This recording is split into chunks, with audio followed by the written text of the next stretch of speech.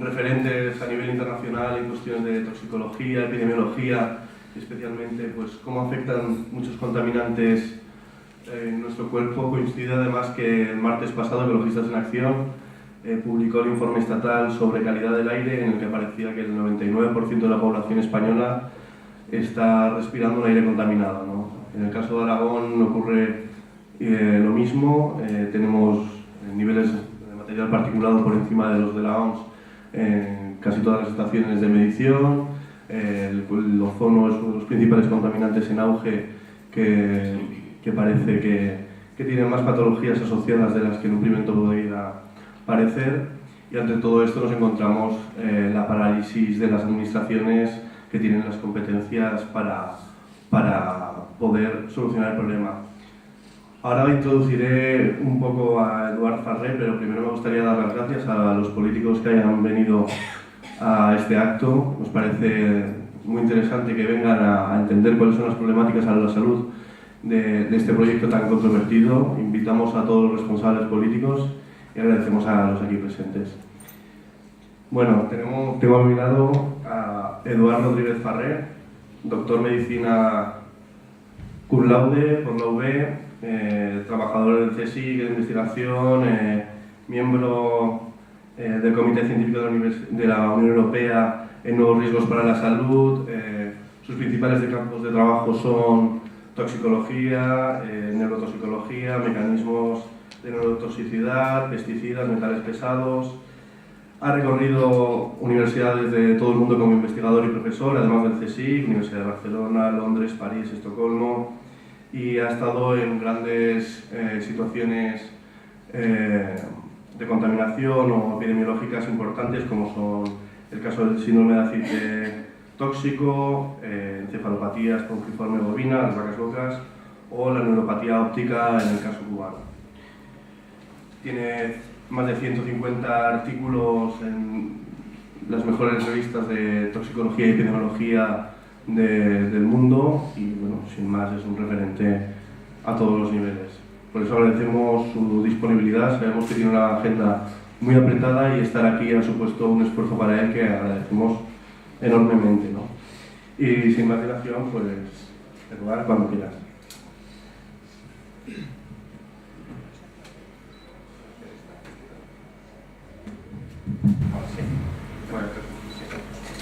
Bueno, muchas gracias por esta presentación. Es grato estar aquí con ustedes, aunque realmente pues, me gustaría hablar de cosas agradables.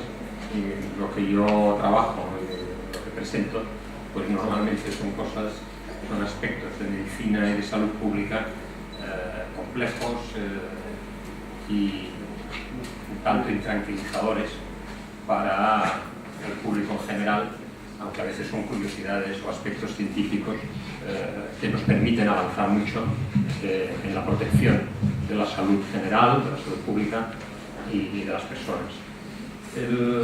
La cuestión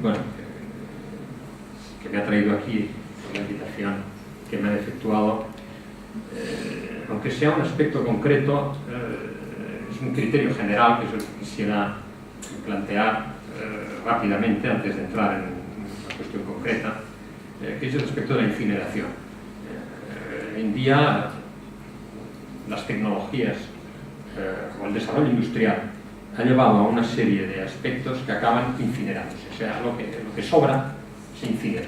Los residuos urbanos, los residuos químicos, los residuos de mucho tipo acaban quemándose. Antes se echaban en vertederos, otras veces se reciclaban, pero hoy en día quizá la solución es lo que no se ve, no da problemas y se elimina como quemando. Toda combustión, por definición, plantea la generación de nuevos productos.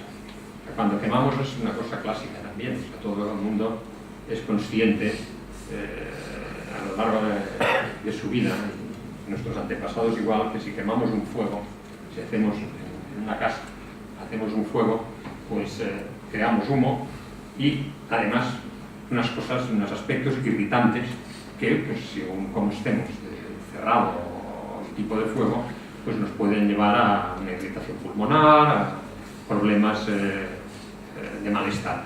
Bien, esto era en aspectos minúsculos. La cuestión que se plantea aquí es un aspecto gigantesco. O sea, estamos hablando, como luego veremos, de toneladas métricas en cantidades inmensas, o sea, más de casi 500 millones de toneladas anuales.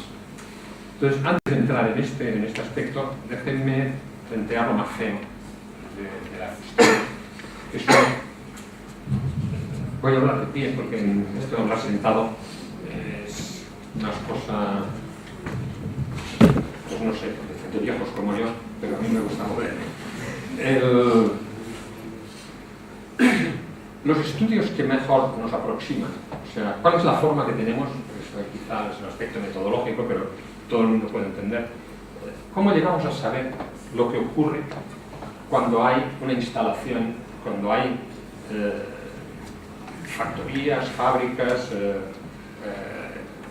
plantas que sospechamos que pueden ser nocivas para la salud? Hay varias aproximaciones a ello. Una son estudios experimentales que se hacen en el laboratorio con animales de experimentación y vemos, pues, si los exponemos a las sustancias o a modelos en miniatura de la incineración, pues lo que pasa. Pero estos son estudios que pueden ser a corto plazo. Los estudios a largo plazo, que son los que importan, porque todos estamos expuestos durante mucho tiempo, durante nuestra vida, a agentes que hay en el medio ambiente producidos por las actividades industriales. Quizá la mejor aproximación es la epidemiología. La epidemiología es el estudio de la población en general, no de casos concretos. La epidemiología nunca nos va a decir si este señor, aquella señora o yo vamos a tener una afección. Nos dice que estudiamos la población en general y vemos, pues, cuántas personas tienen una afección determinada y la comparamos con las personas que no están expuestas a este mismo problema. Y tenemos una incineradora, vemos la gente que vive en un área a lo largo de su vida o durante muchos años en un área determinada que está cerca o expuesta a este tipo de instalación y la comparamos, pues, con una población similar que no esté expuesta.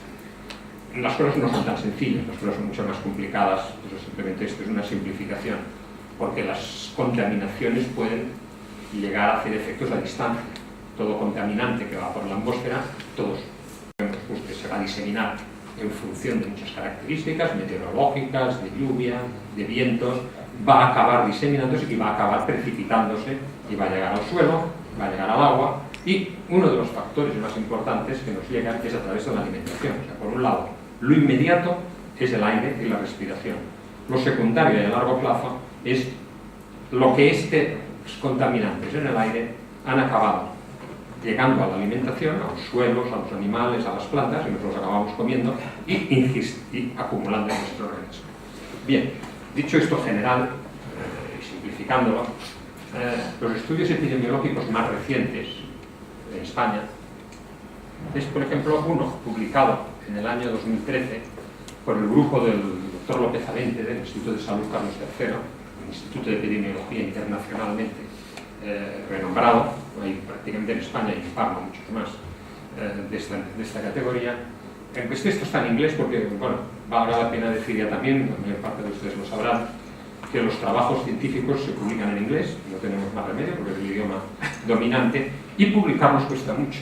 O sea, han de ser sometidos su rigor a una serie de revisores, estos revisores te ponen pegas, los has de modificar hasta que tienen una solidez científica muy grande y son aceptados para ser publicados y que los conozca el público o la comunidad científica. El problema es que son, pues, de una alta complejidad. Este trabajo, publicado en una revista que se llama Medio Ambiente Internacional, indica la mortalidad por cáncer en la vecindad de incineradoras y de instalaciones para residuos. No es el caso de aquí, pero es una incineración. O sea, el problema de la incineración tiene aspectos comunes y otros que son específicos de cada tipo de instalación. Bien, este trabajo muestra a través de lo que llaman áreas específicas, o sea, que son prácticamente, para decirlo de una forma, aunque no es exacto, a nivel municipal, o sea, donde hay una instalación de incineración y se estudia la mortalidad en esta instalación por tipos de cáncer y se ve comparada con otras áreas. En este caso se mostró en España, por primera vez, aunque en otros países ya se había mostrado, en Gran Bretaña, etcétera, como las plantas de incineración incrementan la mortalidad por cáncer de cierto tipo. En este año pasado, en el 2015, en otra revista del mismo grupo, de Gonzalo López Avente, en el Carlos III, mostró lo mismo en instalaciones que producen cemento, magnesio y otros tipos de agentes, pero que son incineradoras, en el sentido de que hoy en día en las cementeras, como con la crisis de la construcción, las cementeras se dedican a quemar residuos. O sea, muchos residuos urbanos van a las cementeras, se ponen a la cementera y se queman. Ocurre lo mismo que decíamos antes, o sea, hay un incremento de mortalidad de cánceres.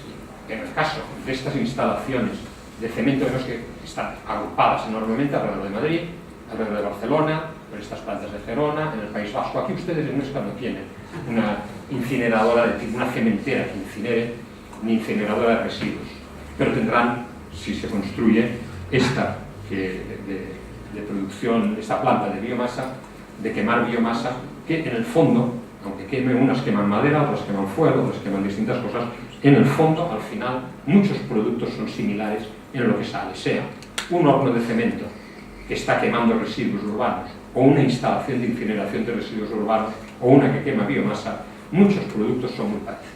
Después veremos en esto. Bueno, aquí es lógico que esto esté más concentrado en las zonas industriales que producen esto. Bueno, esto es pues, lo mismo que ocurrió, fue un gran escándalo el año pasado. Hay mucha gente que le molesta cuando sale un trabajo científico y protestan de que por qué salen trabajos científicos que dicen que una instalación, que una industria, pues produce afecciones. Pues sí, es la realidad.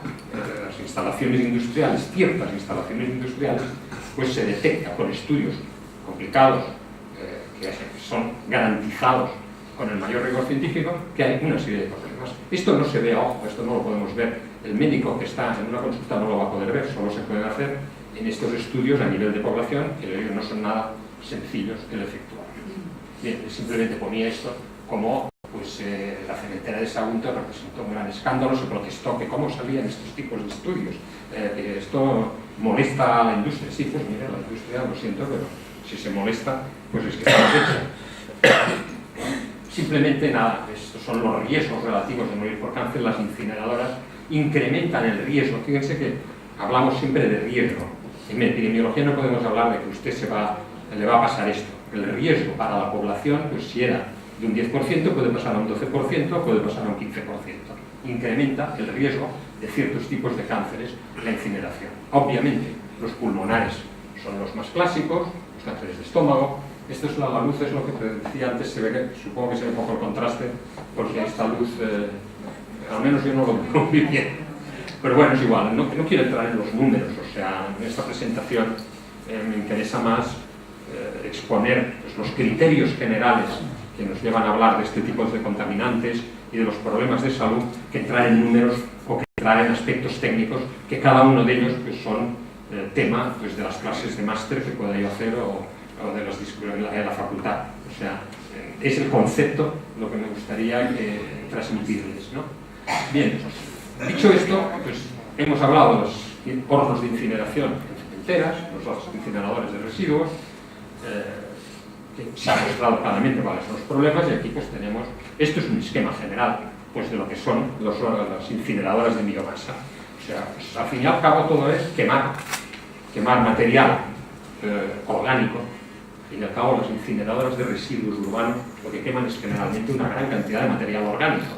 Los residuos de la basura que se echan están llenos de material orgánico y la madera es también un material orgánico. O sea, estamos con materiales, en lugar de poner gas o de poner materiales orgánicos, aquí se va a quemar madera. La cosa es más complicada, siempre hay que considerar cuando se estudia el impacto sobre la salud de instalaciones de este tipo, hay que considerar el ciclo completo, no se puede considerar solo la planta. Aquí tenemos una planta que dicen que van a producir electricidad.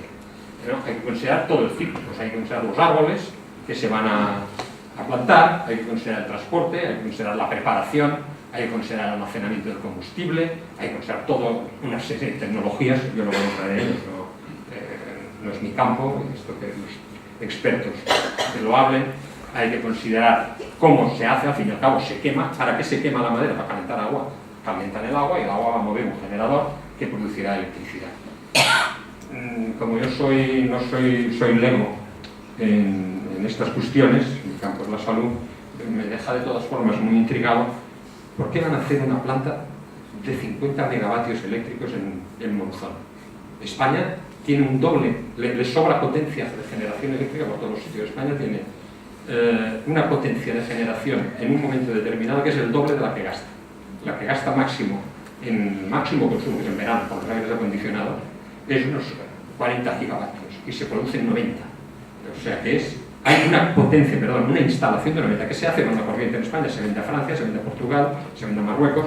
50 megavatios no son nada, o sea, es una instalación pequeña, pero que va a generar toda una serie de problemas. Pero yo esto no quiero discutirlo porque lo ignoro, cuáles son las razones que hay detrás. Esto ustedes deberían enterarse. Esto es una planta vista desde el aire. Las plantas, donde hay algunas plantas de este tipo, en sitios donde hay muchos bosques, como en Chile, al sur de Chile, los bosques patagónicos de Chile, o en Canadá, cantidad de bosques, o sea, utilizan madera talada de los bosques naturales. Y después esto, bueno, pues simplemente no quiero entrar tampoco en estos detalles, esto es cómo funciona el invento, y simplemente quería poner las desventajas. Las ventajas yo no las sé, porque no las he encontrado en ningún sitio, dicen que es limpia, pero de limpia no tiene nada. Pero las desventajas es pues, que es de poca eficiencia energética, se requiere una disponibilidad de grandes volúmenes para producir potencia, grandes volúmenes de masa.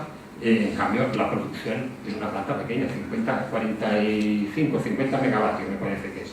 50 megavatios es una cosa muy pequeña. Piensen que una central hidroeléctrica grande produce 1000 megavatios, o una central nuclear produce más de 1000 megavatios.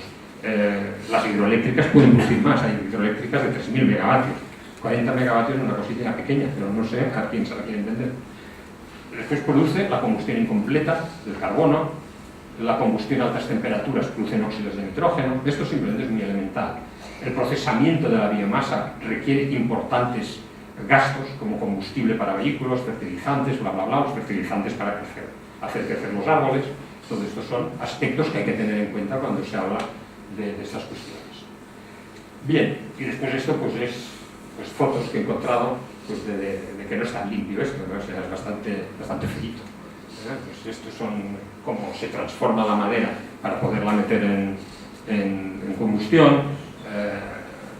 Todas estas imágenes.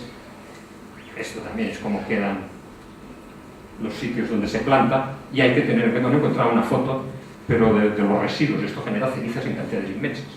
O sea, esta generación de cenizas en cantidades inmensas hay que disponer de ellas, meterlas en algún sitio, o sea, pues en un vertedero, gestionarlas de alguna forma, porque estas cenizas están llenas también de productos que hay que contener.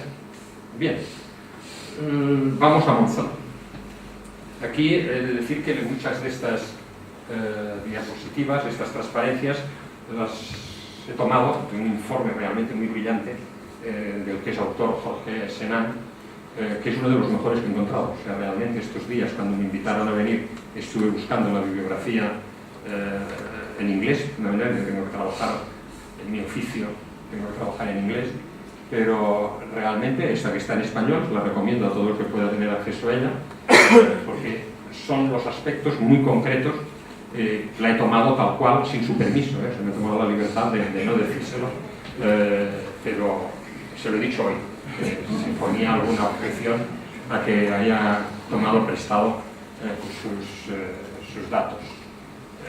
Esto es simplemente pues, lo que representa el proyecto que ustedes tienen aquí. 51.000 kilos de madera a la hora, son kilos, 8.000 horas al año. Me he permitido hacer este cálculo, pues son 408.000 toneladas métricas al año, que esto implica un volumen de gestión inmenso, pues de árboles, como lo que usen, si utilizarán briquetas o utilizarán, como utilicen la madera, su almacenamiento, que son pues estas cosas que he mostrado antes. Esto es lo que hay que hacer para gestionar el invento. Y después, pues, los millones de metros cúbicos de humo. Ahora veremos qué es lo que realmente va a producir esto. ¿Dónde está? Pues aquí me pierdo, ustedes conocerán mejor el mapa de Monzón, pues no puedo... Me parece que está muy cerca del casco urbano, he dicho que está como 500-600 metros del casco urbano, con lo cual realmente es una distancia realmente muy corta. ¿Por qué la instalan aquí? Pues también habría que saber. Bien, en este estudio de Senan, realmente uno de los aspectos que cuando se hace una instalación de este tipo es preceptivo hacer un estudio de impacto ambiental. Los estudios de impacto ambiental, desgraciadamente, en España muchas veces son muy débiles. No se consideran una serie de factores muy importantes. Uno de los factores más importantes es considerar, pues, lo que aquí diríamos una rosa de los vientos, ¿no?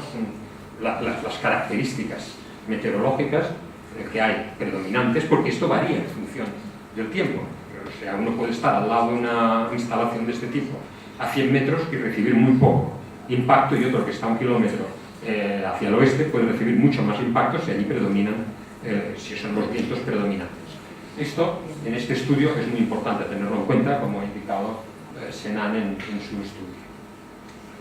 Esta no sé si se verá, pero me importaba, esto lo he tomado de un informe de hace unos años, sobre todo está en inglés, pero es igual, los números no se ven, pero lo que me importaba, me sirve a mí para recordarlo. O sea, ¿qué contaminantes libera? O sea, cuando estamos hablando de esto, pues es el viento que va a diseminar, ¿qué? Va a diseminar los contaminantes tóxicos que se han producido en toneladas. Esto es del año 2009, por las plantas eléctricas, las plantas de energía que usan la biomasa, comparada con otros tipos de plantas, según un informe hecho en Canadá.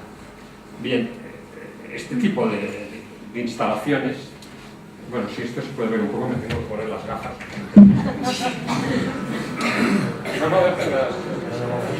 Los números importa lo menos, lo que me importa es indicar qué es lo que ocurre, ¿no? O sea, fíjese que todas son plantas de capacidades de producción eléctrica pequeñas, 65 megavatios, 35, 25, 24, 20, pequeño.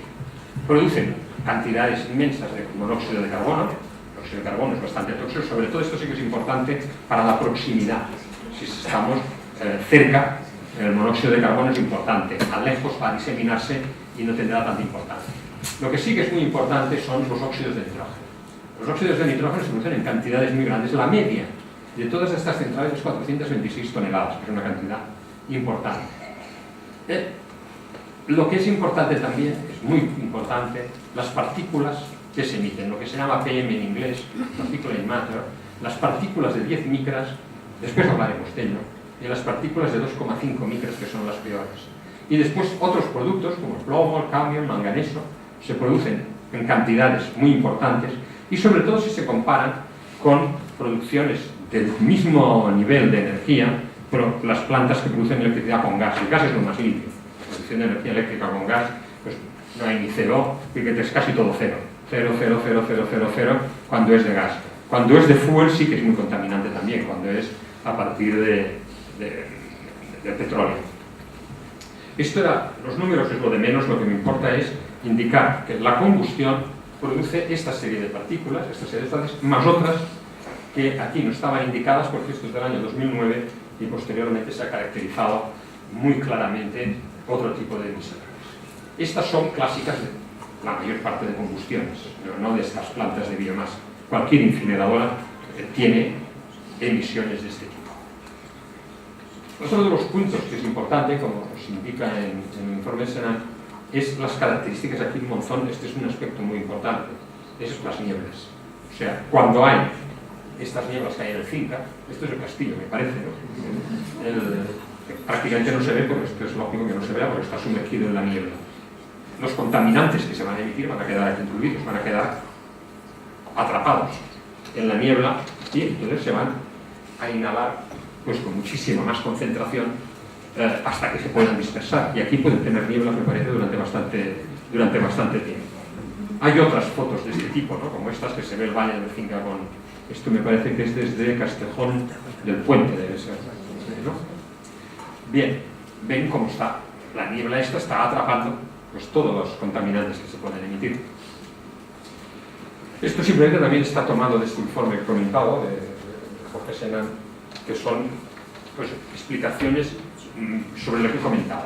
O sea, lo que me interesa es incidir en los aspectos más importantes para la salud. Es el material particulado. El material particulado es lo que se llama PM, de sus siglas en inglés. El material particulado lleva además incorporado en muchas ocasiones otros agentes químicos, y cuando se habla, estos son tamaños en micras, luego mostraré lo que representa esto. Tamaño en micras 2,5, que son las más peligrosas, 10 son 10 micras, y esto pueden penetran en el pulmón, las inhalamos, unas se quedarán en el tracto respiratorio superior, en la garganta, en la tráquea, pero las más pequeñas llegan hasta el final de los bronquios, de los bronquiolos, que se llaman ya en zonas muy pequeñas, y ahí se van a quedar depositadas, y luego vemos lo que pasa. Pero digamos ya que estas partículas en el organismo determinan problemas en el sistema respiratorio, en el sistema cardiovascular, y sobre todo dañan el tejido pulmonar y en algunos casos aumentan el riesgo de carcinogénesis. Al quedarse enclavadas en la mucosa bronquial al final, pues es casi como el tabaco, o sea, quedan partículas incorporadas en la mucosa del bronquio, las irritan, crean inflamación, y esto crónicamente es uno de los factores de inducción de cáncer pulmonar. Esto es mucho más importante además para las personas que padecen enfermedades crónicas pulmonares obstructivas, se llama la EPO, o enfisemas, personas que tienen ya insuficiencia respiratoria, son las mayores, sobre todo fumadores. El fumador solo le falta, pues encima el problema que tiene, aunque este se lo ha buscado él, el que le proporcionen pues, un aditivo a sus problemas respiratorios. El otro es los niveles también de, bueno, lo que se decía, niveles de material particulado en Monzón, es que esta es una situación bastante mala comparada con el mismo estudio en niveles similares a los de Madrid. Monzón es una ciudad de tamaño pequeño, o sea, 17.000 habitantes, y están con unos niveles que pueden encontrarse pues, en Madrid o en Barcelona, supongo que son por el estilo. Hay zonas, en Madrid y en Barcelona son también zonas en donde hay mucho más. Esto es igual lo que es los óxidos de nitrógeno, que es el otro aspecto muy importante. Esto se produce en cantidades ingentes. El óxido de nitrógeno se va a producir en cantidades muy grandes, y el óxido de nitrógeno, que va a superar las cantidades, como antes se ha indicado, las cantidades indicadas por la OMS como máximas admisibles, va a producir irritación directa. El óxido de nitrógeno son muy irritantes. Esto cuando se habla de cambio climático y todas estas cosas que salen en la prensa, continuamente oyen hablar del óxido de nitrógeno, y una cosa que genera el óxido de nitrógeno que es el ozono.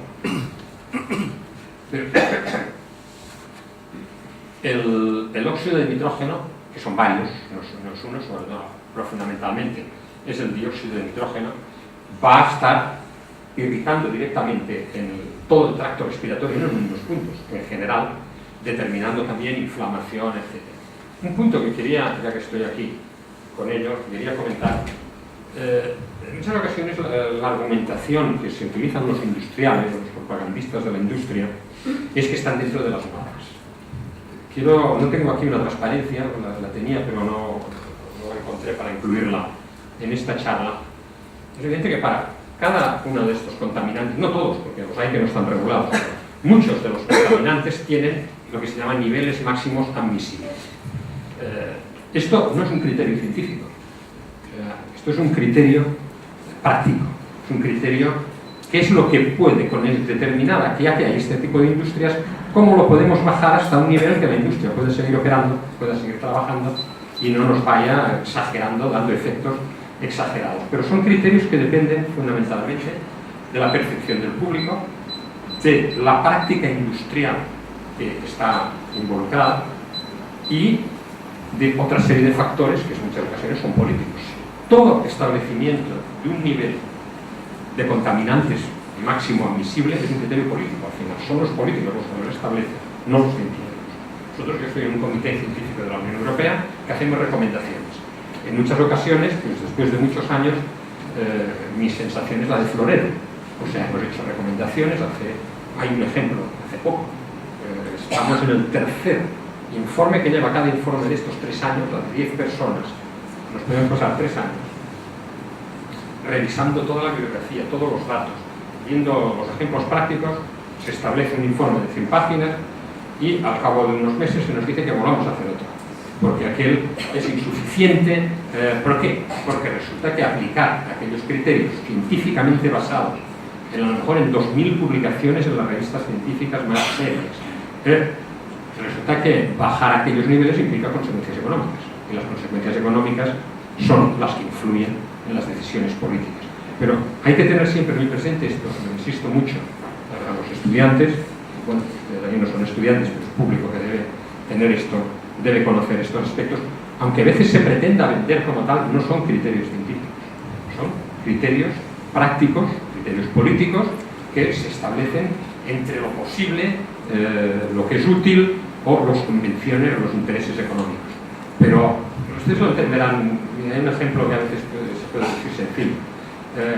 Se dice, el nivel tal, un microgramo por metro cúbico, es el nivel máximo que esto. Por debajo no pasa nada, y por encima sí. No. Nadie puede entender que 0,99 no pase nada, y 1,1 uno se va a encontrar con un cáncer. No es esto. O sea, la población humana somos muy variables. La misma dosis, la misma cantidad, este humo, que lo estuviésemos respirando todos, o lo estuviésemos ingiriendo todos a través de los alimentos, a unos les puede dar un efecto, a otros no les puede dar nada, y a unos muy pocos les puede dar una reacción enorme, estando dentro de la norma.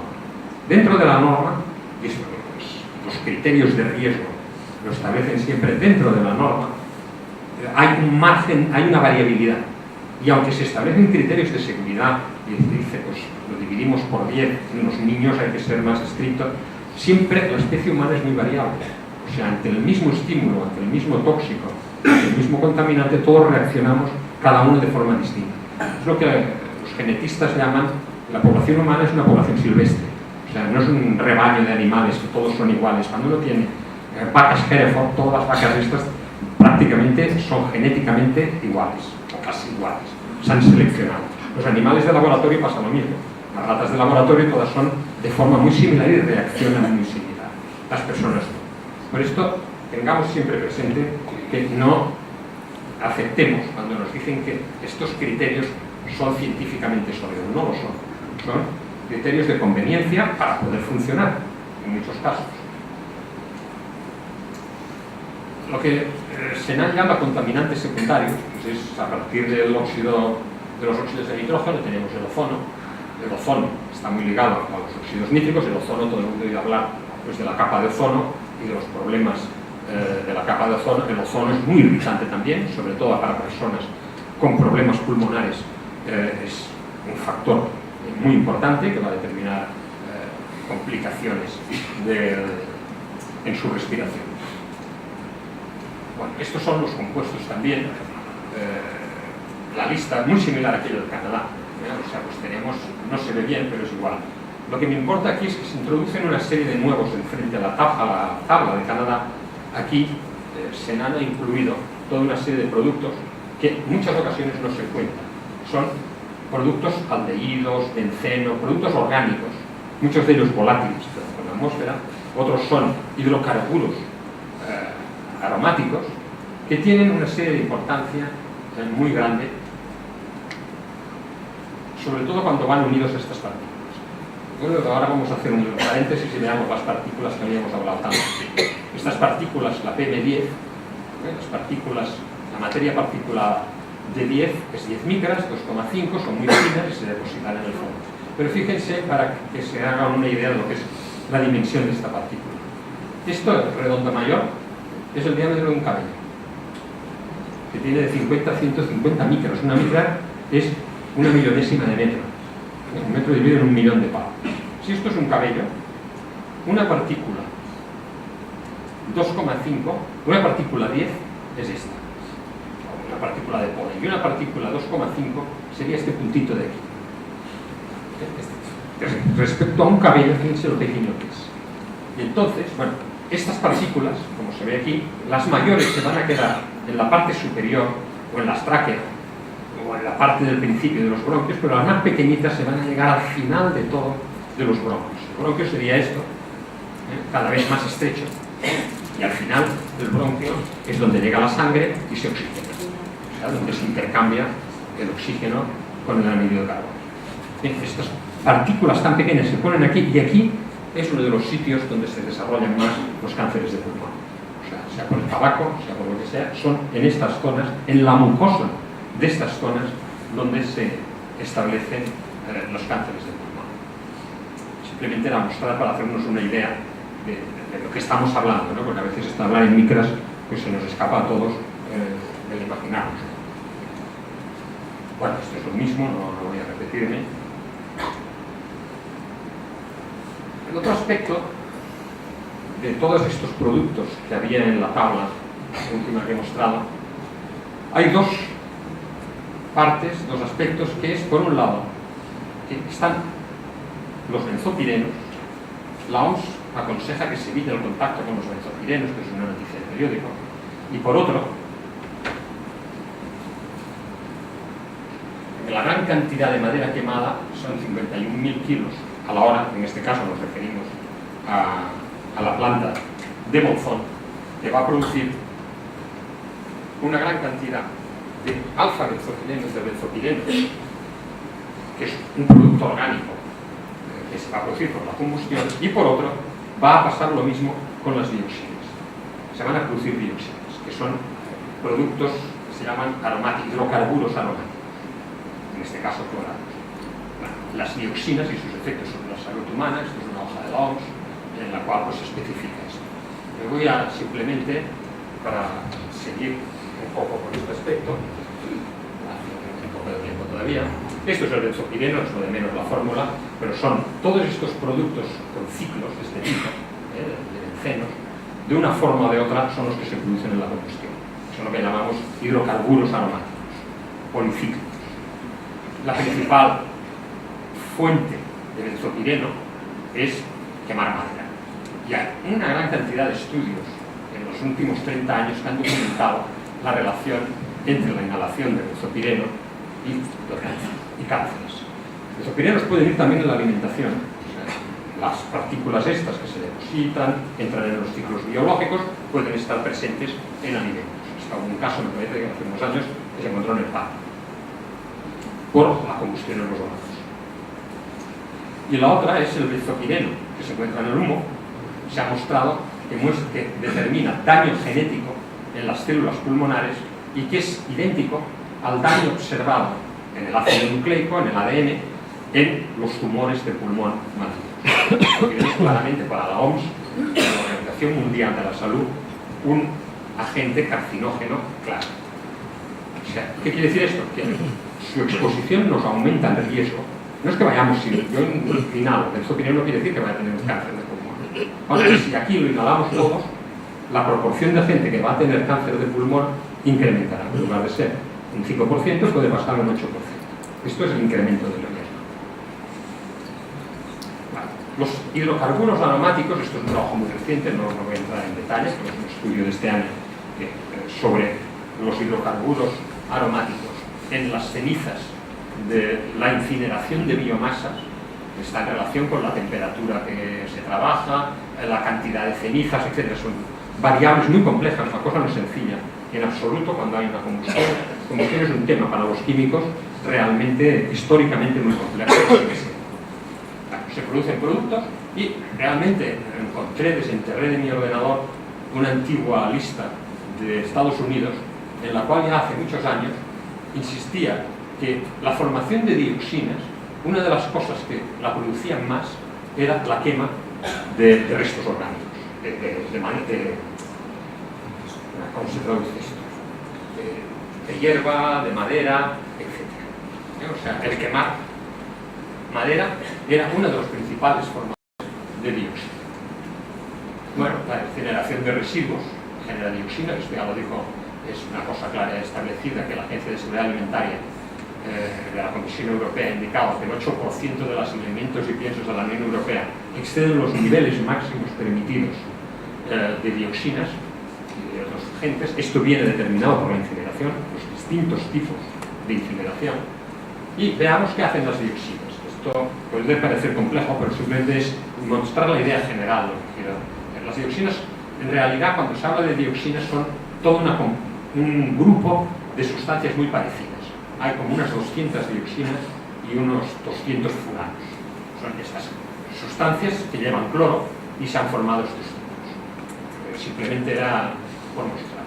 Estos son sus nombres y son sustancias que tienen una toxicidad aguda enorme. Estas son las siglas en inglés de la dioxina más potente, pero Simplemente tampoco es entrar en el detalle, pero lo que quiero indicar con esto, y es más para mi memoria que otra cosa, es que las dioxinas son una de las sustancias más tóxicas que existen en el planeta en cantidades muy pequeñas, de orden del microgramo por kilo de peso, de la millonésima de gramo por kilo de peso. En el laboratorio pueden llegar a matar a distintos animales, entre ellos lo más parecido a nosotros, el macaco preso, con 70 a 100 microgramos por kilo de peso lo llegan a matar.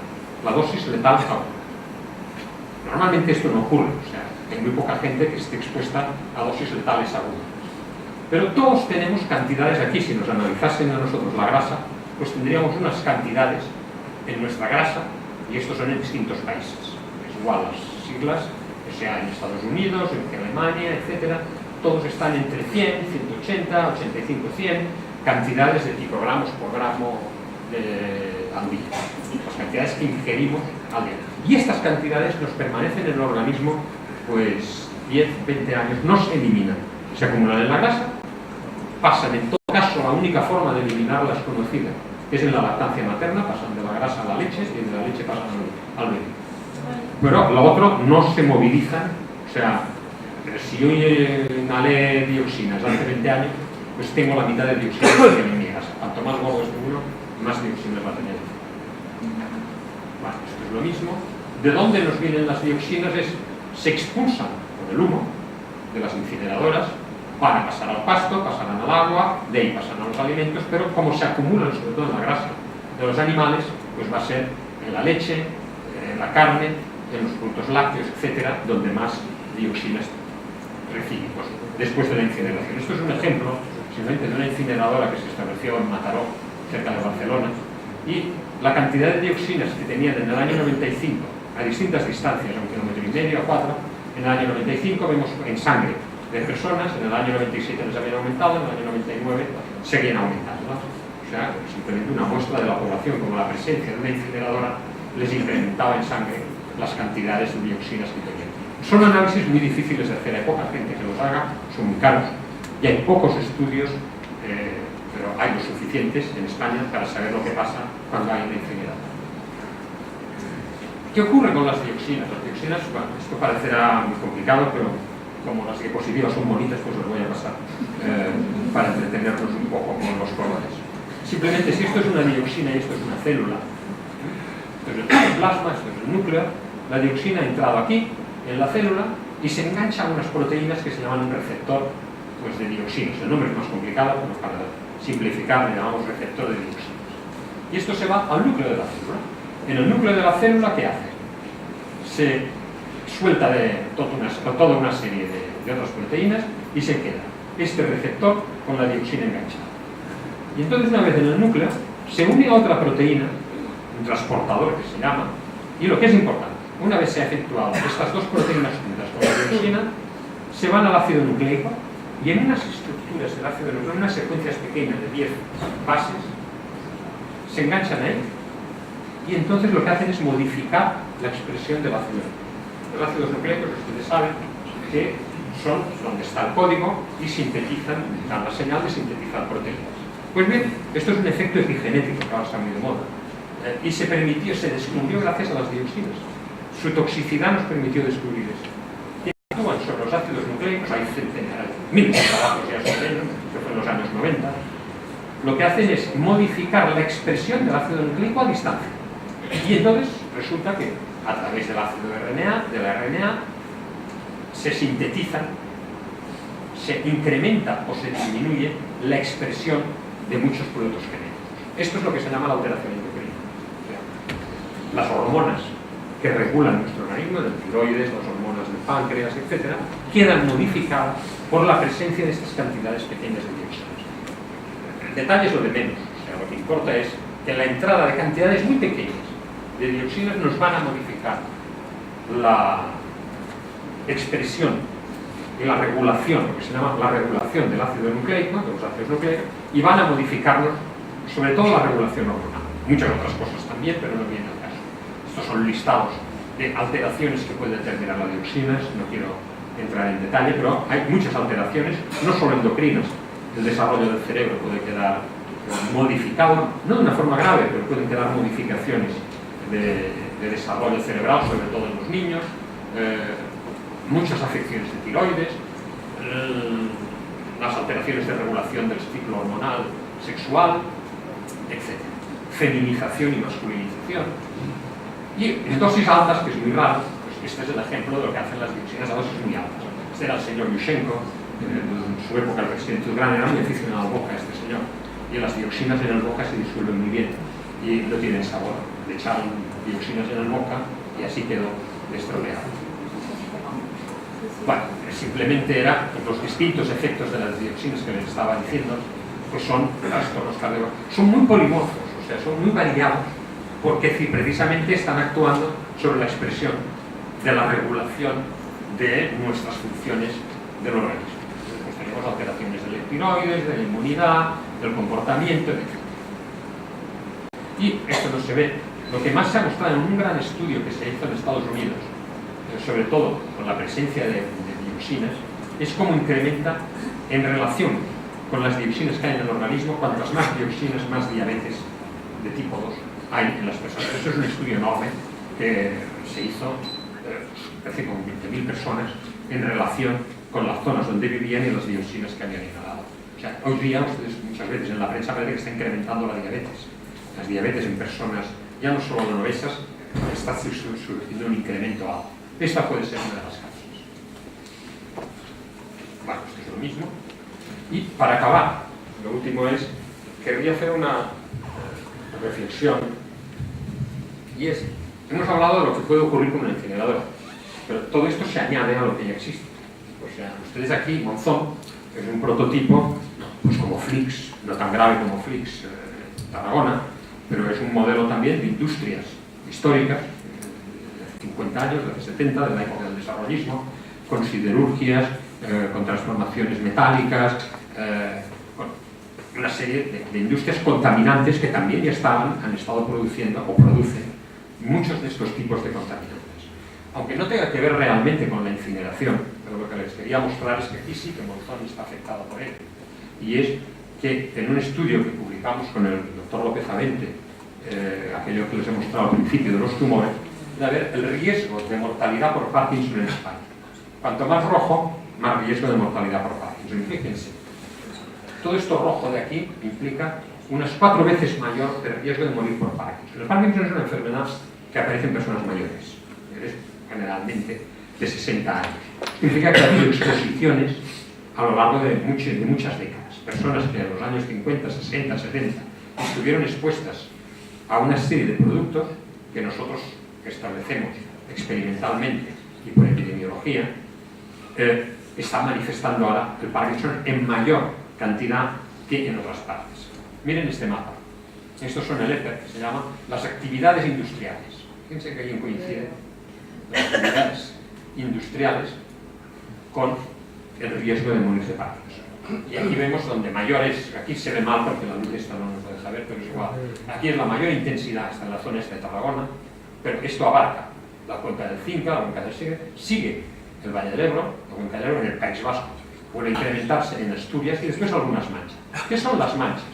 Está muy relacionado con la producción de organoclorados. Aquí ha habido producción de organoclorados, Tarragona ha sido un gran productor, Sabiñánigo, que han ido a parar todos al Ebro. En Bilbao, en el País Vasco igual, en el aeropuerto de Bilbao, debajo del aeropuerto de Leioia, hay 100.000 toneladas de lindano que fue vertiendo Bilbao Chemicals desde el año 40 hasta el año 90. Lo han apelmazado, lo han apretado, han hecho la pista de aviación, pero esto se está lixiviando, está con la lluvia, con el movimiento de Ebro, se está diseminando, tienen un problema enorme. Y en Asturias son las fundiciones.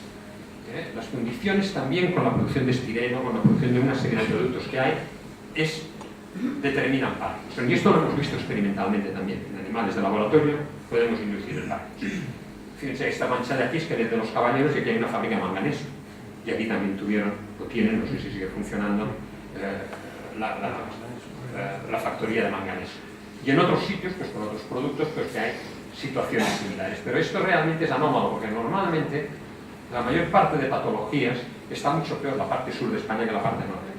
Tenemos aquí muchos cánceres de pulmón por las factorías del petróleo de Huelva, en Algeciras, que son otros mapas, estos son los aulas de riesgo de cáncer, que son muy variados, pero que son la idea de lo que quiero transmitir es simplemente que si la población española en principio es muy homogénea, no hay grandes diferencias genéticas en la población española, hay una variabilidad, pero no podemos pensar que aquí es muy distinto.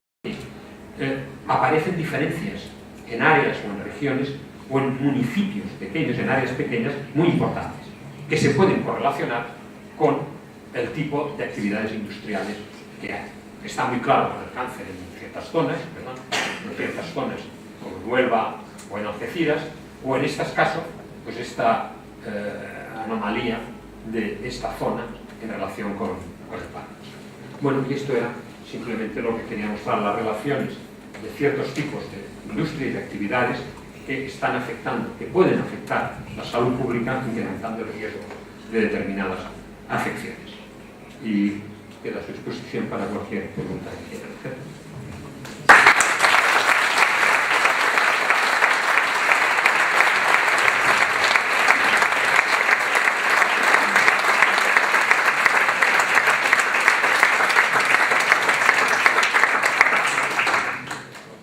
Bueno, no sé si hay preguntas. Bueno, voy tomando. Sí. Bueno, usted es de Ecologistas en Acción de Monzón, vamos a suponer. No, yo no soy. Y le dicen, habla muy bien, ha hecho un estudio como el precioso que ha hecho Jorge Serán, muy estudiado, pero dicen, los técnicos de un organismo autonómico le llevan la contraria. Vamos a ver, ¿están capacitados los del Instituto Aragonés de Gestión Ambiental a llegar a este nivel de conocimiento? ¿O no llegan y por eso estamos todos en el aire a ver quién tiene razón? Que es un poco la polémica que hay, vamos. Aquí es lo que he intentado insistir antes. Los organismos de un gobierno, sea autonómico, sea... Ah, sí, el micro, claro. Es que como lo he dicho a usted sin micro, no tengo tanta voz. Sí, es lo que antes intentaba expresar. Hay siempre, en general, en todos los sitios, no aquí, la contradicción entre el conocimiento científico establecido y consolidado y las regulaciones y las normativas establecidas por los organismos políticos, por gobiernos, las instituciones generales, etc. Hay una serie de normativas, de regulaciones de la Unión Europea que están traspuestas, se transponen a los distintos países. Este es un primer problema, o sea, que nos enfrentamos continuamente. Hay ejemplos muy típicos. Y normalmente yo acostumbro a decir que entre un conocimiento científico consolidado se transmita o se transforme en una regulación de carácter legal, acostumbra pasar 20 años. Y en estos 20 años hemos tenido pues, toda una serie de muertos y una serie de afecciones porque lo que se ha tardado en aplicar el criterio. Hay un ejemplo que casi todos ustedes deben conocer, el amianto.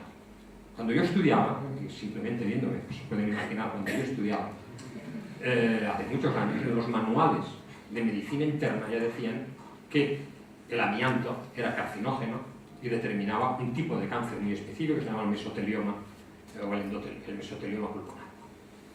Estoy hablando de hace más de 50 años. Casi, pero no tantos, poco menos. Si no, así no me deja. Se prohibió el uso del amianto en los años 90, cuando en los años 40 ya había publicaciones científicas que decían que el amianto era carcinógeno. ¿Por qué? Porque era muy fácil de ver. O sea, en una fábrica, la fábrica de Uralita, de Sardañola del Vallés, si trabajaban 150 personas, 15 tenían mesotelioma. Y en toda España no hay 15 casos de mesotelioma. O sea, era una cosa tan anómala que enseguida se veía que allí tenía que haber una relación amianto-mesotelioma. Durante 40 años o 50 años se sigue usando el amianto. ¿Cuántos muertos ha habido por el amianto? Hasta que llegó la Unión Europea, en los años 90 se prohibió, vamos a vaciar los edificios. Recuerden el edificio del Berlemont en Bruselas, estuvo 3 años parado, sacándolo. Cuando se descubre amianto en un sitio, todo el mundo se pone histérico y hay que sacarlo. Y hay sitios todavía que hay amianto. Pongo este ejemplo porque hay muchas cosas que el conocimiento científico es muy claro, nadie lo duda, en el mundo científico, pero los científicos estamos de florero en muchas ocasiones, damos la lata. O sea, yo publico un trabajo como este y dice, bueno, ¿y para qué viene usted a molestar, señor?